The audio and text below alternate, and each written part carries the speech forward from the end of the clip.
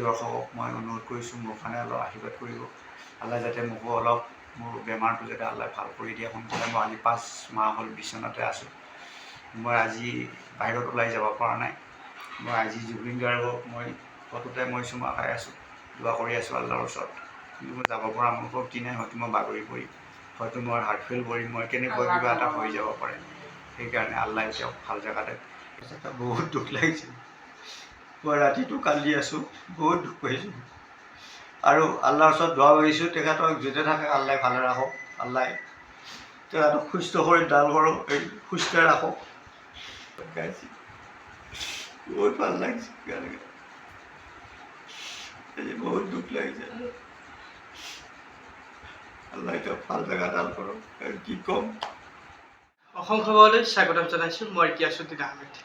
আপোনালোক আটাইৰে জ্ঞাত যে অসমৰ সাৰ্থক, অসমৰ এগৰাকী জনপ্ৰিয় কণ্ঠশিল্পী, অসমৰ আগশাৰীৰ জনপ্ৰিয় কণ্ঠশিল্পীৰ ভিতৰত অন্যতম জুবিন গাৰ্গ। গতিকে তেখেত ভূপেন হাজৰিকাৰ পিছতেই অন্যতম এগৰাকী কণ্ঠশিল্পীলৈ পৰিণত হৈছিলে জুবিন গাৰ্গ। আৰু যোৱাকালি জুবিন গাৰ্গে তেখেতে অকাল মৃত্যুক সাৱটি ল'লে। জুবিন গাৰ্গৰ মৃত্যুৰ পিছতে এতিয়া ৰাজ্যবাসী শোকত ম্ৰিয়মান, শোকত স্তব্ধ হৈছে ৰাজ্যৰ প্ৰতিটো অঞ্চল।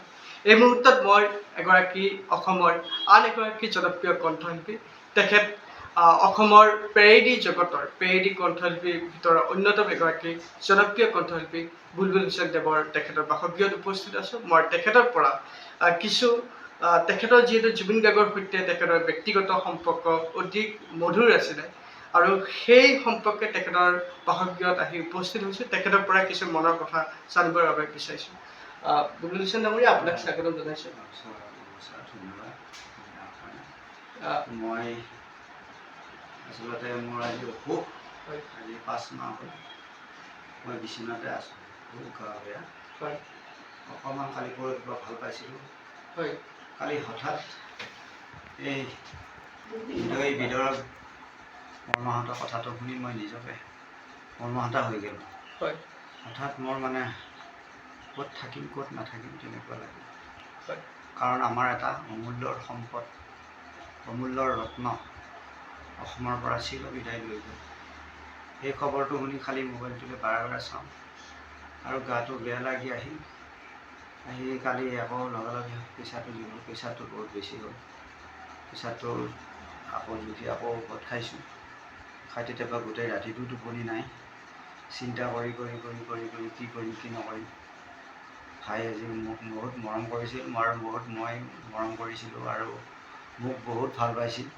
এটা সময়ত কেছেটৰ যুগ আছিল, যেতিয়া মামিকাৰ পৰা যেতিয়া কৰে, তেখেতে যেতিয়া প্ৰথম মীনা সোণোৱাল আৰু জিতুল সোণোৱালৰ লগত গীটাৰ বজাইছিল, তেতিয়াৰ পৰা মই সংগীত লাইনত আছিলোঁ। গুৱাহাটীত গৈছিলোঁ, 87তে গৈছিলোঁ মই। পিছত তেখেতক তাতে লগ পাইছিলোঁ। মোক যেতিয়া পেৰডিবিলাক শুনো মই হাঁহে বৰ ভাল লাগিছিল। লগে লগে পেৰডি উলিয়াই দিয়া গৰুলা মোক দাদা বুলি মাতিছিল। আৰু মোৰ 69ত জন্ম আৰু তেখেতৰ হ'ল 72, 3 বছৰ মোতকৈ সৰু। হ'লেও বহুত মোক ভাল পাইছিল, অন্তৰেদি ভাল পাইছিল। আৰু এদিন মোক ফেঞ্চি বজাৰত কৈছিল, যেতিয়া মোৰ পেৰডি কেছেট ওলায়, তেওঁৰ গানবিলাকতো মই পেৰডি কৰোঁ। পেৰডি যেতিয়া ওলায়, পেৰডিবিলাক ওলাওঁতে মানে খুব চলে নহয়, বছৰ হিচাপ হয় কেছেটৰ কিমান কি হেৰি কৰে।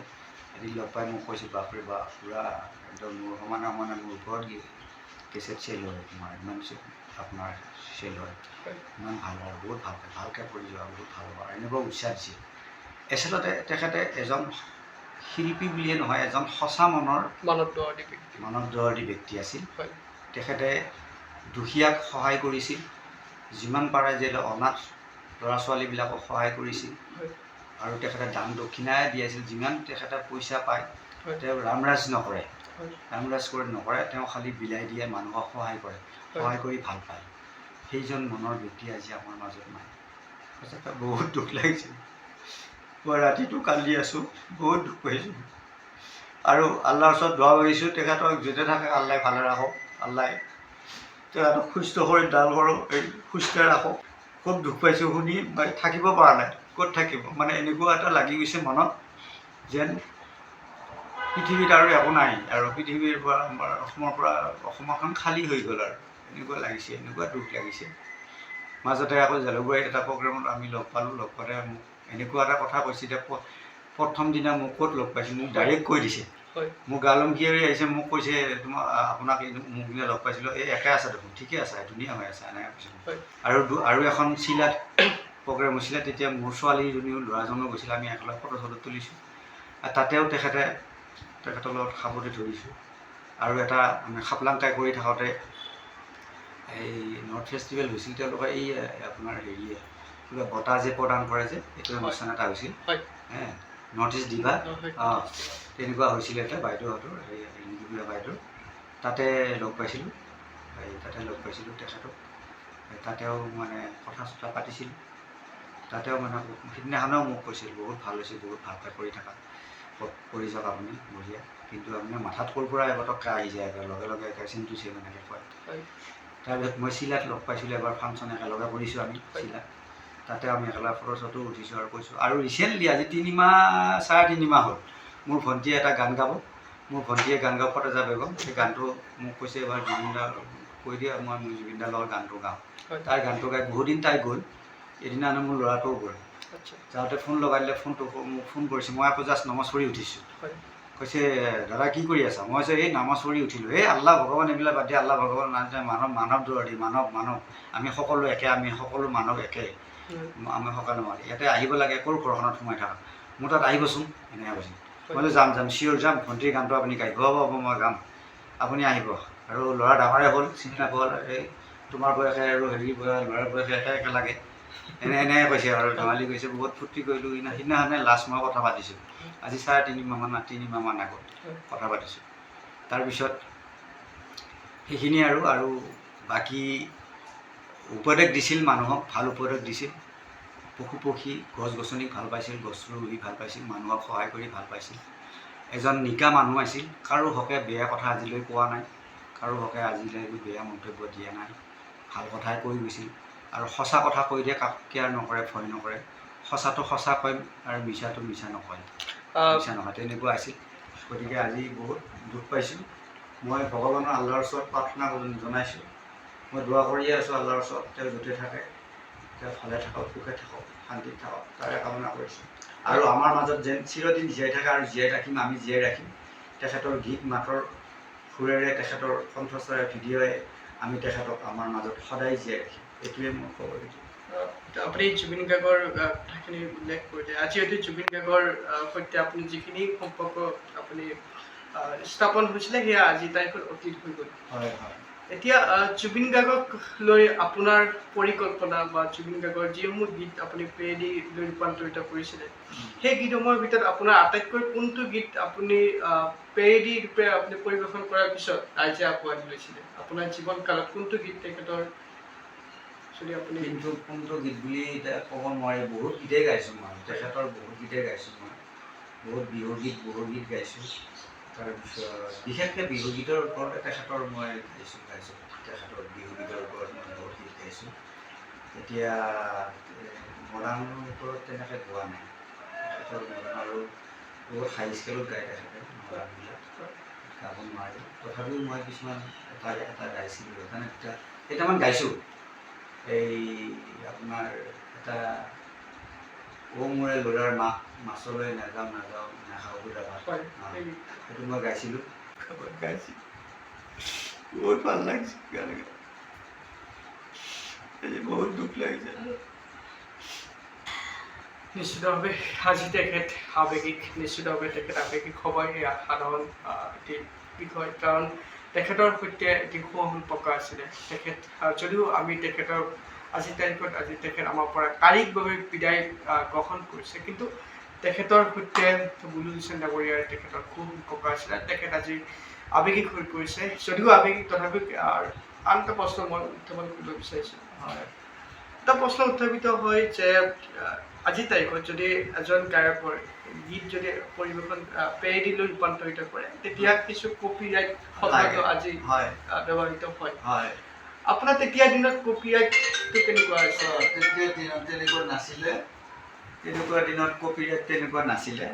আৰু আমাক বিহুগীতৰ শিল্পী বিপুল চেতিয়া ফুকন, তাৰ মহানন্দ মজুমদাৰ বৰুৱা প্ৰয়াত, তাৰপিছত আপোনাৰ এই বাৰীবাটৰ লক্ষী ৰাহং আগৰ যিটো গ্ৰুপ আছিল সেই গ্ৰুপৰ লগতে আচলতে আপোনাৰ এই সোমনাথ বৰা ওজা ঢুলীয়া, তাৰপিছত এনেকৈ যিখিনি আমাৰ আগৰ শিল্পী আছিল আৰু শিল্পীসকলৰ লগত আৰু মই জিকিৰো গোৱাইছিলোঁ। এই তেখেতৰ নামটো মই পাহৰিছোঁ, এইখিনিত অহা নাই মনত। এই তেখেতে মোৰ খগেন গগৈ, তেখেতে এটা মই জিকিৰ গোৱাইছোঁ, বৰ ধুনীয়া গাইছিলে জিকিৰটি।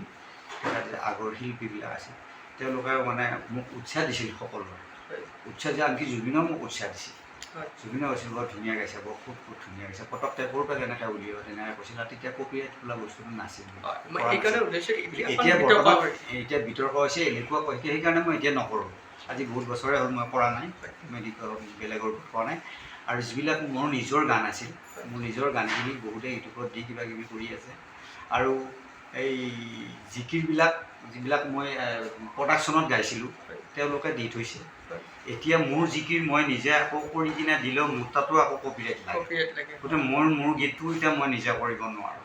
আপোনাৰতো এটা নিজৰ ব্যক্তিগত ইউটিউব চেনেল আছে, সেই চেনেলটো আপুনি উপলব্ধ কৰে, তাৰপিছতো কপিৰাইট লাগে। তাৰপিছত কপিৰাইট আপুনি কিবা ব্যৱস্থা কৰা হৈছেনে? এতিয়া ব্যৱস্থা কৰা মানে এতিয়া মই নতুনকৈ মানে এতিয়া ব্যৱস্থা মোৰ বেলেগ নাই। আৰু যি কৰিলে অসমৰ মই বহুত অনুৰোধ কৰিছিলোঁ, যিসকলক মোৰ গীতবিলাক মোৰ নিজৰ গীতবিলাক নি তেওঁলোকে চেনেলত দি কিনে হেৰি কৰিছে, তেওঁলোকক অনুৰোধ কৰিছিলোঁ আপোনালোকে নিদিব, কাৰণ মোৰ এটা চেনেল আছে, মোৰ চেনেলত মই দিব লাগে, নহ'লে মোৰ উল্টাকৈ কপিৰাইট লাগে। গতিকে মই তেনে অনুৰোধ কৰিছোঁ, আৰু মই অনুৰোধে কৰিব পাৰোঁ। আৰু মই এইবিলাক হেৰিবিলাকলৈ নাযাওঁ, মই বহুত জেঙলৈ যোৱা মানুহ নহয়, নাযাওঁ। এতিয়া বৰ্তমান মই ভাবিছোঁ দেহাটো মোৰ ভাল পালে মই আকৌ নতুনকৈ মই আকৌ নিজে জিকিৰ এতিয়া মানে কিছুমান লিখিছোঁ, গানো লিখিছোঁ। এতিয়া মই নিজে দেহাটো ভাল পালে মই নিজে কৰিম। আৰু বুলবুল হুছেইন কমেডি কিং বুলি এটা মোৰ চেনেল আছে, সেইটো আপোনাৰ কমেডিৰ কাৰণে এতিয়া আজি বহুত দিন বন্ধ হৈ আছে বেমাৰৰ কাৰণে।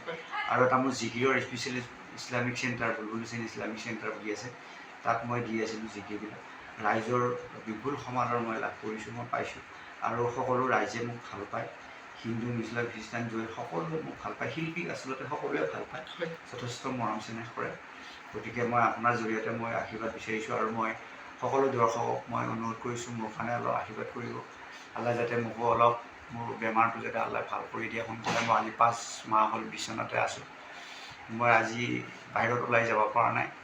মই আজি জুবিন গাৰ্গক মই ফটোতে মই চুমা খাই আছোঁ, দোৱা কৰি আছোঁ আল্লাহৰ ওচৰত, কিন্তু মই যাব পৰা মোৰ শক্তি নাই। হয়তো মই বাগৰি পৰিম, হয়তো মই হাৰ্ট ফেইল কৰিম, মই কেনেকুৱা কিবা এটা হৈ যাব পাৰে।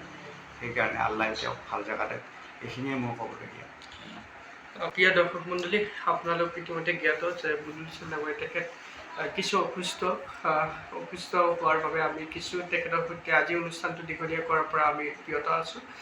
আমি আশা ৰাখিছোঁ বুলবুল হুছেইন ডাঙৰীয়া তেখেত অতি শীঘ্ৰেই সুস্থতা লাভ কৰক। তেখেতে অসম আৰু অসমীয়াৰ বাবে আৰু বহুত তেখেতে কাম কৰিবলগীয়া আছে। তেখেতক মহান আল্লাহ তাআলাই তেখেতক শক্তি দিয়ক, আমি তাৰে কাম্য কৰিছোঁ। নেদেখাজনে তেখেতক শক্তি দিয়ক, তাৰে কাম্য কৰি আজি অনুষ্ঠানটি ইমানতে বিদায় মাগিছোঁ।